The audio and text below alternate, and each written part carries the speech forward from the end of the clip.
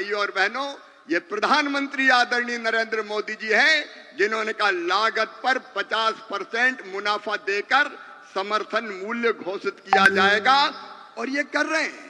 कांग्रेस तो खरीदती नहीं थी, मैं आंकड़ों में नहीं जा रहा। सोयाबीन के दाम कम हुए और यहां की सरकार ने कहा कि केंद्र सरकार सोयाबीन की मिनिमम सपोर्ट प्राइस पर खरीदी करे, तो प्रधानमंत्री जी ने उसकी भी स्वीकृति दी है। किसानों के हित में सदैव चिंतन करने वाले ऐसे प्रधानमंत्री जी का आज मैं हृदय से अभिनंदन करना चाहता हूं। कृषि एवं किसान कल्याण मंत्रालय।